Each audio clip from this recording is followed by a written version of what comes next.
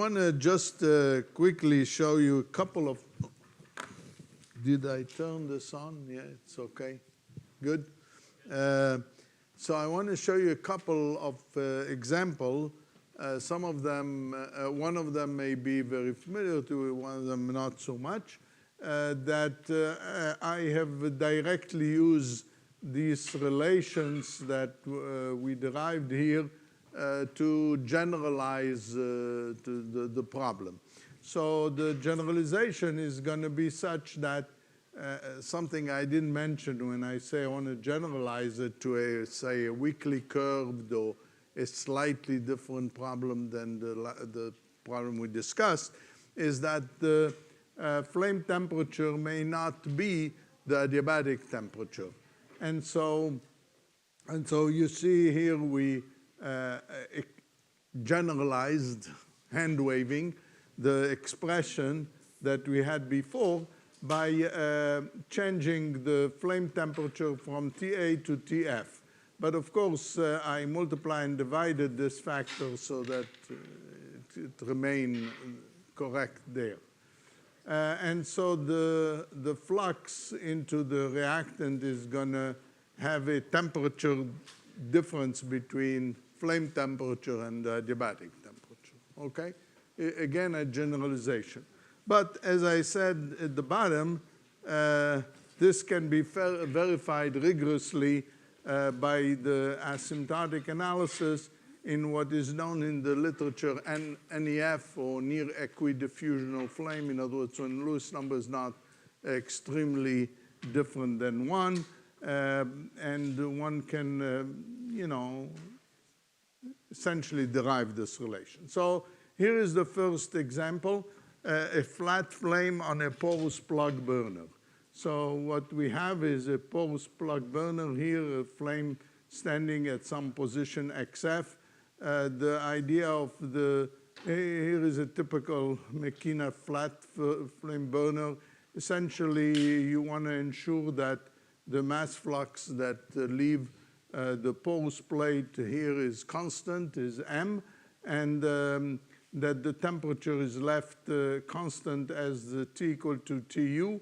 The way to do this is by having these, you know, water cooling coils that ensure that any heat conducted to the plug get moved away, and it retained the plug at a temperature TU, okay? In other words, an experimental way to do the problem as described here. And so now the equations are, again, to solve the temperature and the mass species equation. It's 0 on either side of the reaction zone, okay? And across the reaction zone, we have seen that those relation holds. And the last one is the one was generalized from the asymptotic, in which we said now the flame temperature may be different, slightly different than TA, and so we express it in that form. What are the boundary conditions? The boundary condition is there is a continuity in the mass flux. I told you yesterday that you can derive such relation from interfacial conditions. So basically, you integrate across the plug with the conditions that what come in, which is MYU, is the convective plus diffusive flux out of the plug. And T equal to TU, which is maintained, as I said. So if we try to solve this equation, the solution will be here. Of course, now the reaction zone is at X equal to XF. So we have the temperature rise to some flame temperature, TF, and the concentration go to 0. Note that there is a discontinuity here at the plug because there is heat which is conducted from the flame to the plug, and then it's cooled. As I said, that's why it's maintained by TU. So we can evaluate, or we can compute a posteriori from the solution the heat loss to the plug.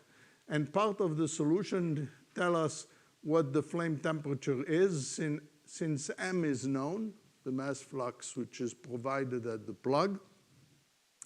MA is the mass flux of a planar adiabatic flame. What we computed before, we computed the flame speed, you multiply by the density, so it's a mass flux. So it's a ratio, and you see that it gives you an expression for TF, whatever M is. Also, you get an expression for the flame position. When you plug the M here, this is what it looks like. And this is the, if you graph the flame position, it's graphed here, flame position as a function of flame temperature. What you see is when the temperature F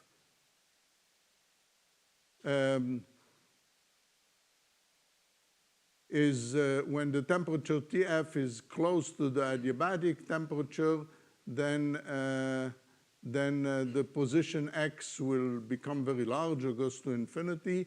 And when you reduce the flame temperature, then the flame gets closer and closer and closer to the plug, but never reach the plug. There's a minimum distance that it can stand off the plug, and then the mathematical solution show that it goes again to another solution. Not clear that this one is stable, but this is the one that is typically observed. And the heat loss to the plug can be computed here. And this is an experiment. So the relation here is very similar to one that was proposed many years before by Kaskan. And essentially, here is an experimental relation of exactly what I plotted here, flame distance as a function of flame temperature. And you see that there is a minimum distance that the flame can reach the plug, okay, or the burner. So I wanted to show you this just because it's a simple example that you see that the analysis can be extended to. And also it's a way to determine the laminar flame speed. It's not easy to establish a planar flame that has no boundaries, that propagates as described mathematically before. So what people do, they determine or they measure the temperature or or in this case the mass flux. They control the mass flux on this burner, and they evaluate the heat loss. And for different heat loss, you get different solution. And then you extend that linearly to zero heat loss, which is what should be the adiabatic flame temperature. That's when the flame is not affected by the burn. So it's a way to determine things. Anyway, that's a simple example. The next one, for some mysterious reason in your notes, it said fat ball. That's not what I meant, flame balls. I don't know if you heard of that notion or not, but I'm sure that all of you with some experience or some knowledge of combustion working in that area, you know that premixed flame propagate.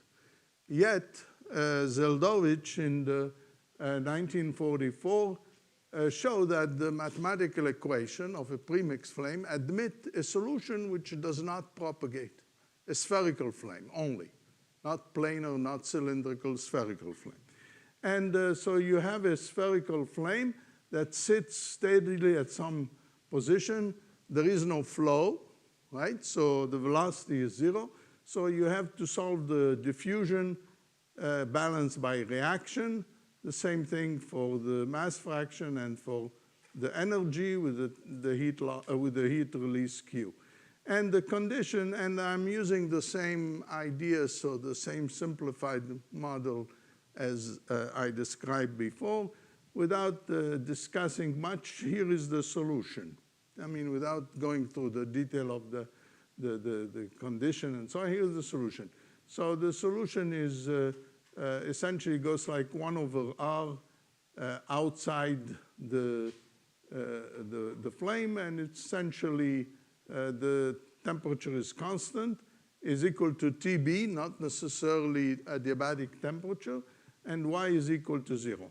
And here is the flame positioned for given, say, temperature and so on. And I'm sorry, TB and TF supposed to be the same.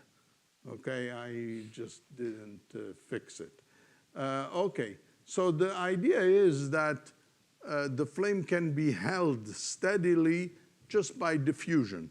In other words, the product diffuse out and the reactant diffuse towards the flame.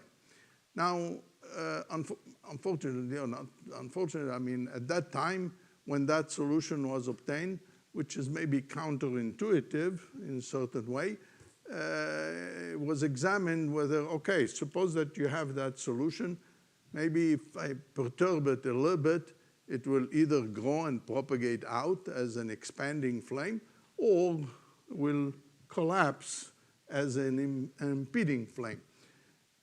And it turned out, yes, it's really unstable. And so people said, okay, doesn't exist, nice solution, but has no physical meaning.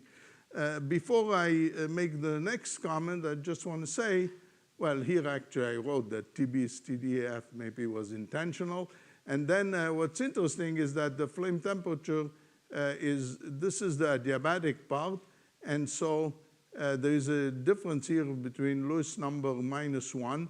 So for example, you can get extremely high temperature if the Lewis number differ from 1 in particular in lean hydrogen when it's very small. So later on, it was actually observed. It was observed in microgravity condition, and it's known in the literature as a flame ball. It exists steadily, in fact, exists for a long time, doesn't expand, doesn't collapse, but it's a bit sporadic. They move around, sometimes interact, whatever. The conditions are not ideal as maybe the mathematical description. Anyway, I wanted to bring this to your attention. Just first of all, it's an interesting solution of premix flame, and it's one that has some interest, as you have seen. Some interest in microgravity, for example. Okay. By the way, what makes those solution to exist in microgravity is simply because, first of all, there is no gravity, but that's not the major thing, because the mathematical solution has no gravity also. But it's because some radiation effects are amplified under this condition, and they tend to stabilize the flame. That's the knowledge, current knowledge on this problem. All right, so the next thing I want to talk about is some hydrodynamic effect. And first of all, I want to comment about, because that's sort of what the overview of what we will try to see soon. So this was the structure of the plane of flame. This is roughly the flame thickness. On a much larger scale, what you will see is that essentially the preheat zone is small on this large scale, and the temperature change very rapidly from cold to the adiabatic temperature, and so is the mass fraction. So the idea is that on different scale, the flame can be viewed differently, okay? And this is the origin of the hydrodynamic theory that I will describe next. But before we go that, we want to talk about what is referred to as the flame speed. So it's commonly defined in the literature as the propagation speed relative to the incoming flow, okay? There is some literature primarily from the Eastern school Soviet Union, old days, or Russia, that use relative to the burn gas. So be careful again of those definitions. Okay, so now for a planar flame that we discussed, the entire structure moves at a constant speed. And so the speed is a well-defined quantity. There is no ambiguity in that definition. But when you talk about a flame which is not necessarily flat, then what is the incoming flow? Is it at this location, at this location, at that location? It's not clear, because the mass flux or the velocity vary through the flame. The mass flux is not constant as in a planar flame setup. And so there is an ambiguity in that definition. And so what people very often do, they choose an isotherm or a surface of constant concentration of some reactant, radical, whatever, and they say, well, that's the surface that represents the flame, and when I would say flame speed is reference to that surface. But obviously, that surface is different from one researcher to another. It's not a uniquely defined thing. And so when you compare result of A with B, they may not agree, maybe because of that definition. So that's an ambiguity that have to be kept in mind. The definition, or not definition, the definition when we talk about in the asymptotic sense, when the flame shrinks to a surface, it's really well defined. So basically what I want to tell you is that this is the definition. The propagation velocity, Vf, minus because I chose the normal towards the burn gas, so Vf is negative, relative to the incoming velocity, which is Vn star. Star denote the value near the flame. Again, that's the ambiguity in the V star. So that's a difficulty. Now, in the asymptotic theory, as I said, this is not an issue, but I didn't say it here. It will come in one of the next slides. I am talking before myself. The next thing I want to say, suppose that we have defined that flame speed, okay? By the way, for a planar flame, this is consistent with that definition. This is the propagation of the flame. The gas, it depends on which scale. If the gas is at rest, the V star is 0, and that's the speed. If it's relative to the incoming gas 1 that I had before, then it is. Okay.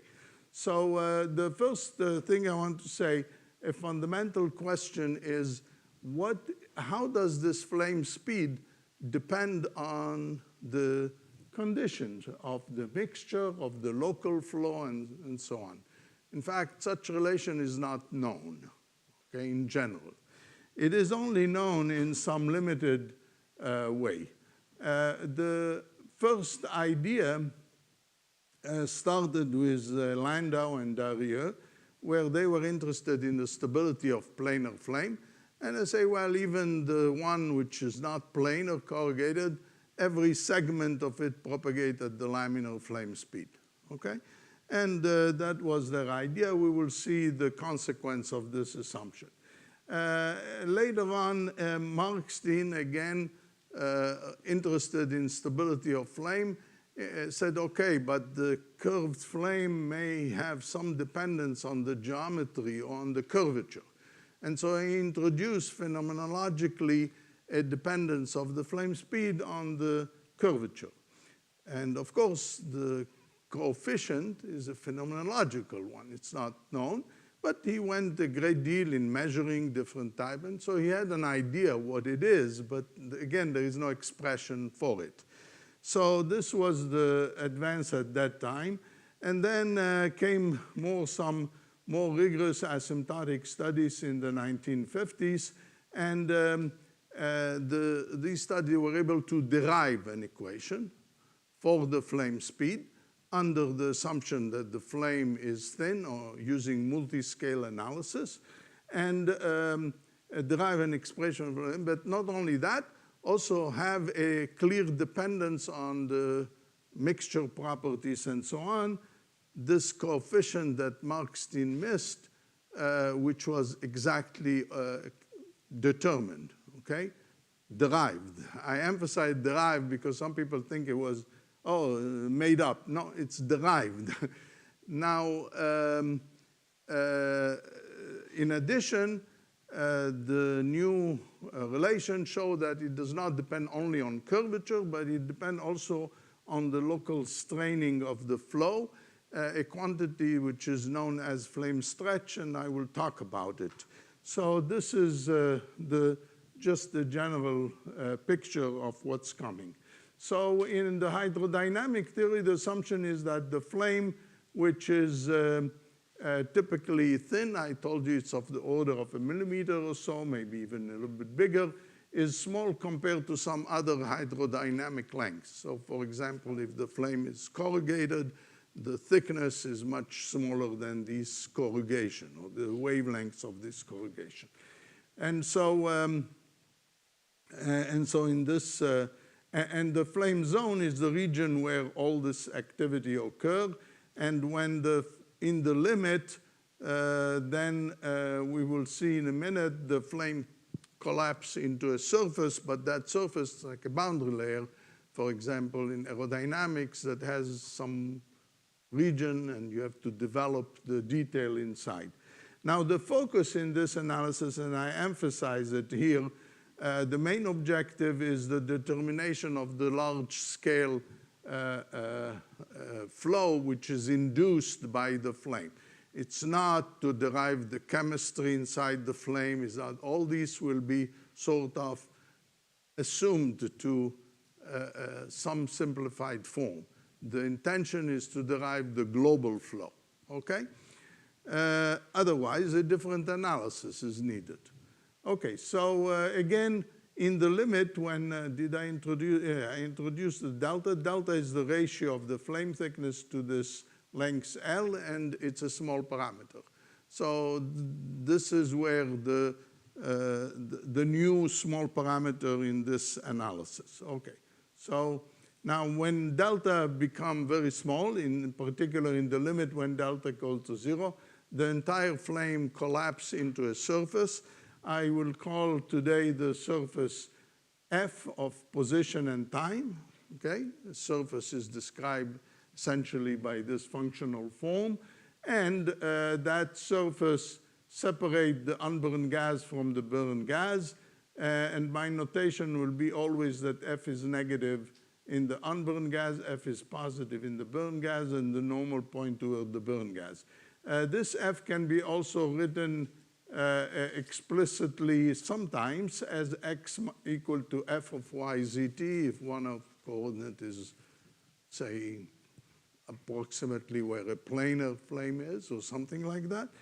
Then this quantity, the normal and propagation speed, which are geometric quantity, nothing to do with the flame, it just have to do with the surface, are defined here. The normal is the gradient of f normalized with magnitude, and Vf is the time derivative of f, again, divided by grad f. This is easy to obtain from, you know, the geometric factor. Okay, so now there is a surface. And when I talk about the flame speed, there is no ambiguity. We're talking about the propagation of that surface, okay? Of course, it's a limiting approximation that limit the flame to be thin, but there is no ambiguity in the discussion, okay? And so, in fact, flame speed is some way an asymptotic concept. Now, another point to note is that the flame speed is a local property because Vn star differ from place to place and the propagation speed differ from place to place. So it vary and it can be a function of time. Okay, so how do we use this in the general equation? If we write the general equation again, here is the continuity and momentum and the equation for y and the temperature. All the diffusion terms turn out to be, when you scale with respect to the large scale, they are multiplied by this delta, by this small parameter. And so they are negligible. As I showed you in the big picture in the beginning, they all confine to a thin region. And so what is left is essentially the continuity equation, Euler equation, if you like, with gravity, if gravity is added, and the equation for y and t turn out to be just the material derivative equal to 0, and then the equation of state. So these equations have to be solved subject to some conservation across the interface, and those expressions, as we spoke yesterday, are the Rankine-Hugoniot relation. So now we have a well-defined system mathematically. You solve this equation subject to the Rankine-Hugoniot relation, okay? Well, by no means is simple, but okay. So the first comment that I want to make is that from these two equations. Now, if the mixture originally is homogeneous, then material derivative means that every particle moves at the same temperature. As it moves, it has the same temperature Tu and the same mass fraction Yu. And so it retains that constant value. And so therefore, T is Tu ahead of the flame, Rho is Rho U, Y is Yu. Behind the flame, Y is 0, and the temperature is assumed that it's also obtained from the derivation more accurately, that the temperature along the flame does not change very much, and it remains to be the adiabatic temperature. And so if every fluid particle has a temperature Ta at the flame, when it moves, it will retain that Ta. And so Ta will be the same everywhere. And so we know the temperature, we know the density, and just as a notation, the density ratio is going to be described by sigma, which is the inverse of the temperature ratio. So this is unburned versus burned. So sigma typically in physical in realistic quantities, something like 5, 6, 8, something in that range. Because the temperature rises, say, from 300 to 2000, for example, then that's the range of the density ratio. Okay. So on either side of the flame, the flow is inviscid. It has a density rho U, density rho B. But by the way, there is a distribution of density, because if the flame is just a curved interface, rho is not constant in a fixed known domain, right? So there is a distribution. And I want to emphasize this is not an incompressible flow.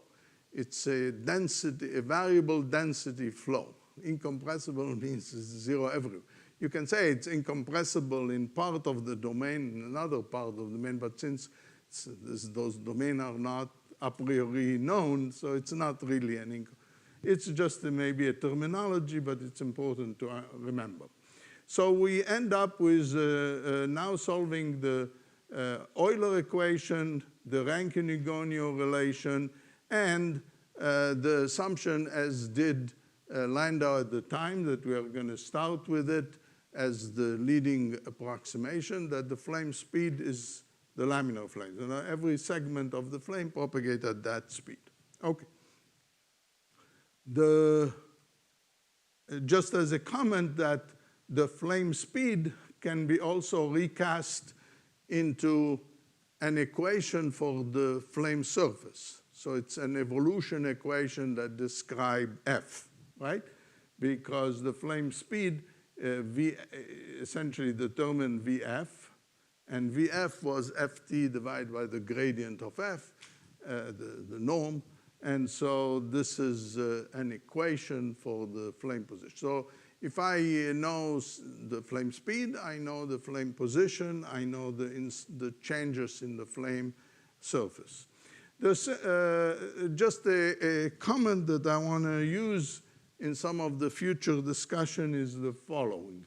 We can manipulate a little bit the Rankine-Hugoni relation because you see on the unburned side, we know that V dot N minus Vf is the flame speed, it's SL, and rho is rho U. So we can write the unburned side and we can write an expression for the burn side. And so when you manipulate this, you get that there is a jump in the normal velocity normal to the flame. And this is sigma minus 1 SL. That's the expansion ratio or the thermal expansion coefficient, sigma. Of course, if sigma is 1, meaning no density change, then there is no jump. There is no change, no flame, in fact. Okay? And then the tangential component is continuous, doesn't change. And there is a small pressure change, which is a small pressure drop across the flame, very similar to what we have seen in a planar flame. Okay, and now we have to be a bit careful because when I have this jump, they're not equal to 0 on the right-hand side, so we have to be careful what does jump means. So in my notation, it's always burns minus unburnt, okay? In here, it doesn't matter, but here it matters. Okay, now I want to use this to understand certain things about flame, and that's what we will do next. The first thing is to make sure that the planar flame is a solution of this simplified version, and indeed it is, because you can solve this equation. Du dx equal to 0 tells you use a constant. It must be SL on the unburned side if you are in a frame of reference moving with the flame. In other words, the gas is coming, the flame is stationary. And beyond the flame, this jump in the normal velocity tells you that the velocity is sigma times SL. Same result that we obtained when we talked about the planar flame. And the pressure is described here with a small drop in the pressure. Note that I kept the gravity in this picture. So you have here the hydrostatic pressure that is different on the unburned and the burned side because of the different density. I'm not going to expand on this, but when we talk about stability, we're going to bring in back the idea, the gravity, because it's an important factor. So the next example is a slanted stationary flame. So suppose that you have a slanted flame, which is this red line. The incoming flow is the blue curve. So this is the incoming flow. I can decompose it into normal to the flame and tangential to the flame. The tangential part does not jump, so this should be the same size as this. And the normal velocity jumped by a factor of sigma. Well, I did it not 5, 6 times, but what the picture can accept. So it's much larger. What does it show you? It shows you that the streamline is get deflected towards the normal to the flame.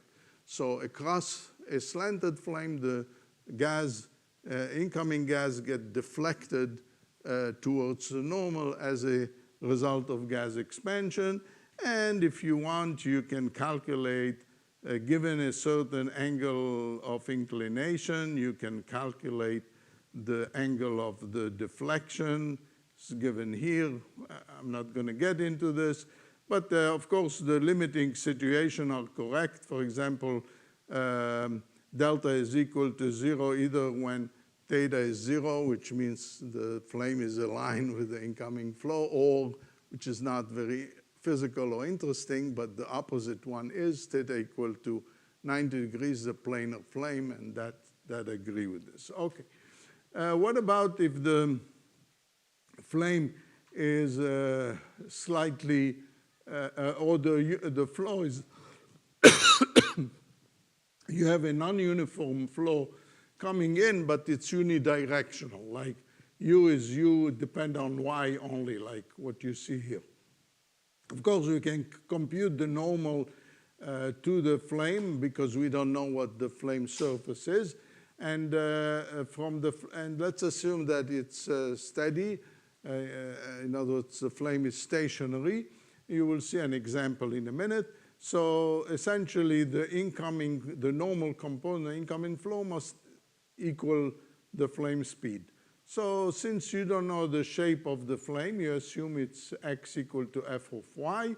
You substitute here the normal multiplied by the component of v dotted with that normal, and you get this expression. You can eliminate df dy and integrate it. So the integral of the square root of u square minus sl square gives you the shape of the flame, okay, or at least the shape relative to x in this writing, x equal to f of y. Okay, an example could be if u is a constant, uniform flow coming towards the flame, and then when you integrate, the integral is simply y, and so it gives you two straight lines, which is basically the Bunsen flame when the incoming flow is uniform, and the angle theta can be evaluated directly from this ratio. It's the arc sine of SL over U, okay? Now, of course, that solution is not perfect everywhere.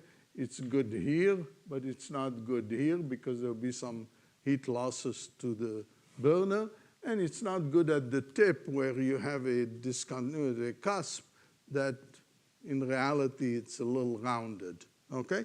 Nevertheless, it gives you the proper angle of the flame, and that's what it is. It can also, mathematically, you can also have a solution which is pointing in the other direction, and this is also observed experimentally. It's known as an inverted flame, and the way that it's observed is to hold the flame. I lost this. I don't know why. To hold the flame at this position. Well, to hold the flame at this at some position here by some rod, and then here, and then what you have is the, oh, but this is not going to work also. Oh, this works. Okay, good. So here are some experiment of Bunsen type flame, and you see the deflection of the flow as I indicated, and you see that the majority part is just two almost straight line, and you see the existence also of an inverted flame. When you change the incoming velocity, of course, you increase it, the flame gets more and more pointed. You decrease it, it lowers. It tries to become more and more flat, but oops, but as you see in the picture, in fact, they could not get experimentally the flame to be totally flat. Again, something we will discuss later as an instability. So this is used experimentally also to determine the laminar flame speed. Essentially, you compute the flame speed from this relation after you measure theta.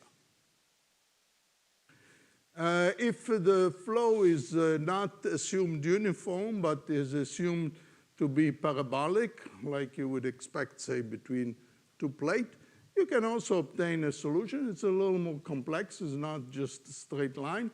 You see the shape that you obtain from this relation. This is annoying. And so mathematically, here is a functional form. Something interesting about the solution is that it exists only between those 2 points. It doesn't extend all the way to the end. It's understood on physical ground because when the velocity is below if the normal component of the velocity is below the normal flame speed, it's not going to propagate, and so it has to stop, okay?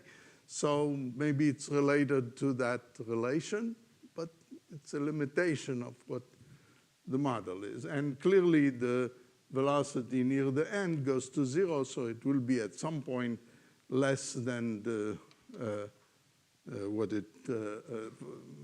for the flame speed to exist. If you look at a very high speed u, then the relation is as simple like y minus y cubed. It shows you also the clear cusp at 0, but it just shows you it's more pointed function. Okay. Because of limited time, I'm not going to discuss the detail of this, but just make a comment that Uberoy in the late 50s showed that across the flame, there will be some vorticity generated. So the flow upstream may be, some cases, irrotational, has no vorticity, but the flame creates vorticity. The reason for the vorticity created at the flame is the fact that the gradient of the density of the pressure are not aligned, something which is called a baroclinic torque. So this was shown. I will use that expression in one of the examples that I will show later on. Here is one example of a spherically expanding flame. This is not a flame ball. This is a flame which is ignited, say, at the center and expand out. So we can use the model that I have just described to describe it. In fact, cannot, oh, maybe this one. Oh, here is an experimental observation of it. You see the flame, the two electrodes ignite the mixture at the center, and the flame go out almost smoothly as a sphere. And we can use the model that I derived, which is written above, to derive the velocity, the propagation speed, and the location of the radius of the flame at any time. So you see that the velocity must be 0 inside the burn pocket. So as the flame expands, the burn gas remains stationary. It has to be because it has to satisfy R square OV equal to a constant, and the only possibility that that is satisfied is when V equal to 0. And otherwise, there is a singularity as R equal to 0. Which is, that is one. And so then there is a jump in the normal velocity, which is the radial velocity in this case. And then the velocity decreases as R squared on the unburned gas. In other words, the flame propagate and push the unburned gas away towards further away. And the propagation speed is sigma times SL. Sigma is the density ratio, so you can compute R dot. And here is on the right, you see how experimentally this is often done.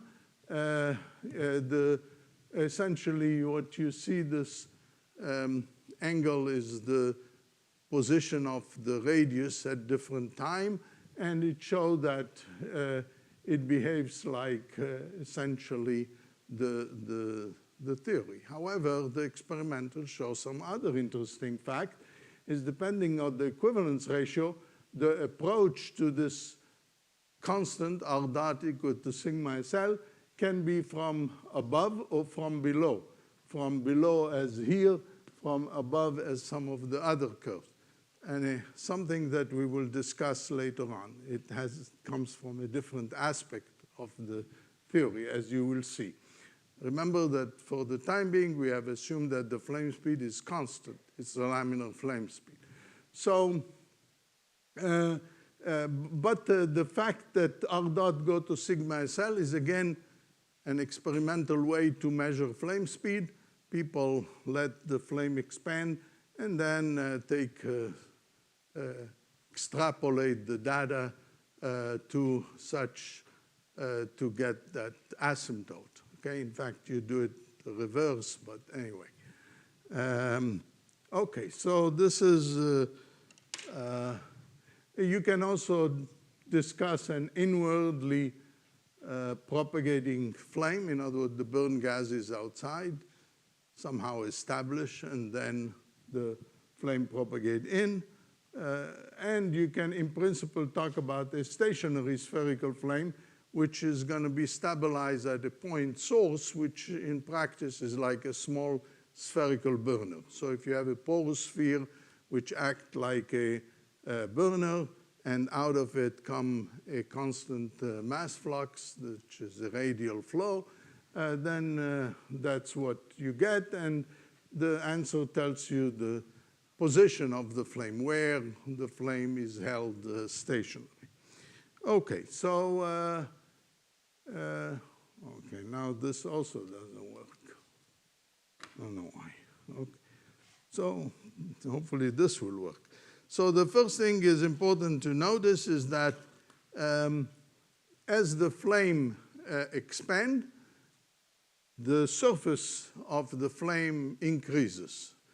And so the flame is deformed in that way in time. Deformed maybe not from the spherical symmetry, but deformed in the sense that its area increase. And the rate, the time rate change of the area relative to the area can be computed because the area is 4 pi r squared.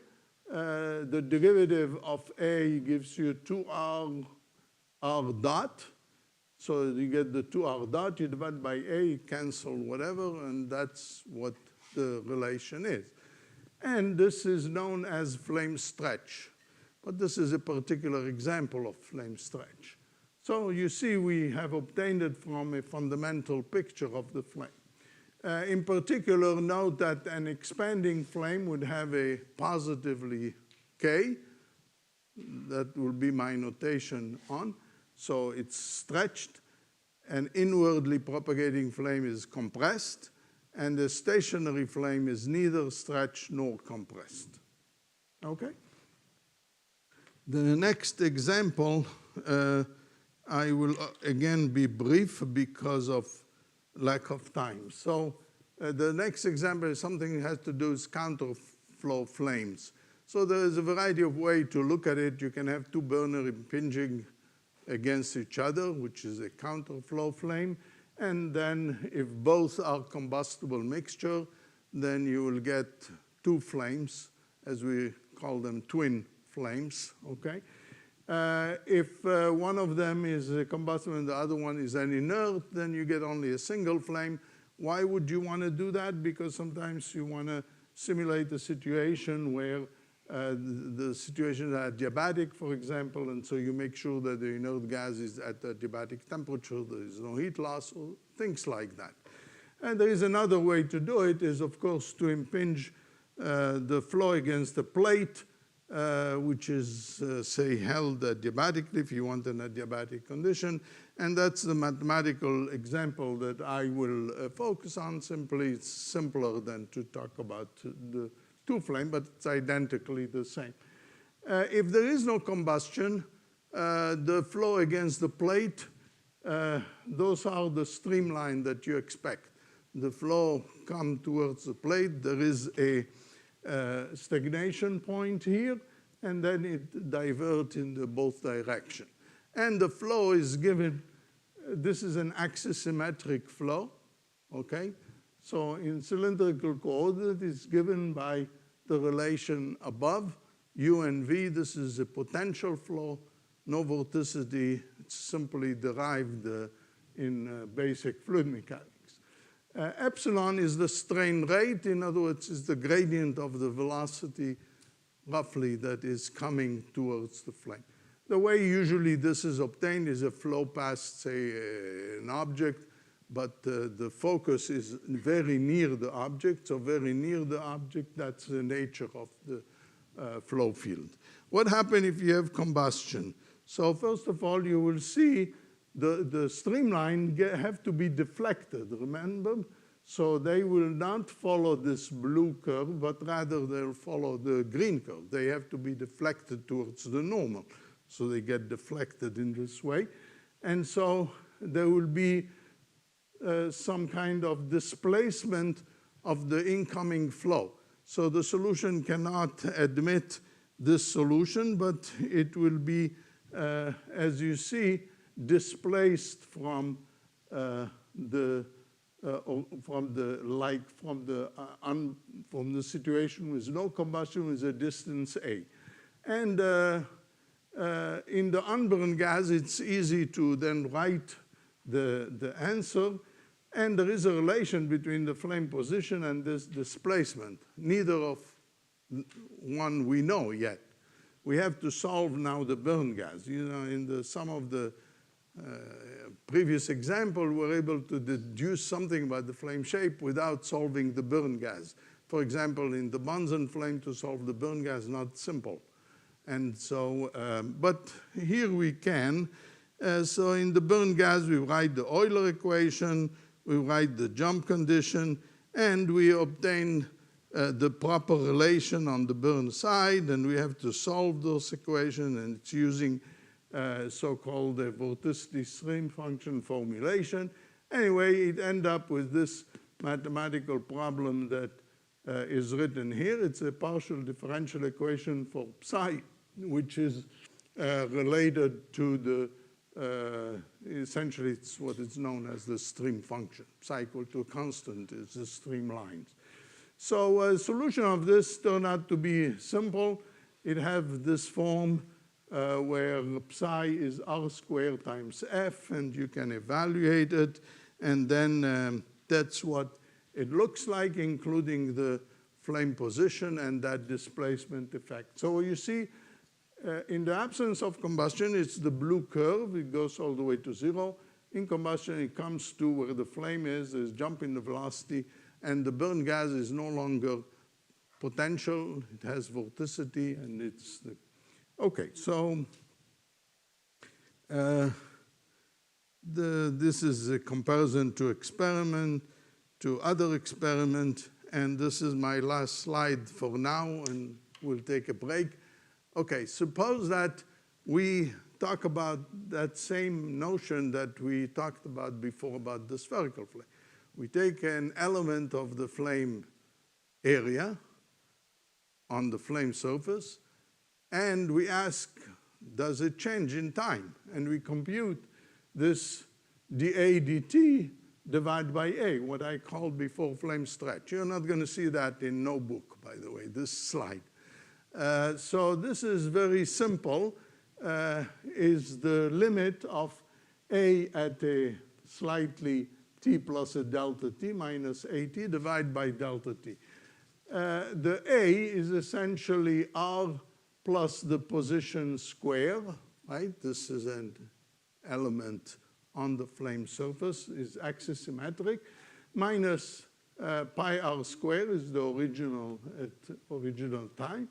And you can now square it, take the limit, you get 2 pi rv, you divide by pi r square, you get 2 epsilon. So epsilon, remember, was the strain rate. So this flame is stretched not because it's a surface change, but because the velocity field is stretching elements of it, okay? It's an infinite surface, so you're not talking about the infinite surface big stretch, but the elements are stretched. And this is another, again, it has units of 1/2, similar to the stretch rate for a spherical flame. And those are two, if you like, canonical situation of flame stretch, and later we will talk about flame stretch in general of any general surface. So sorry again about the time. Let's take a 10-minute break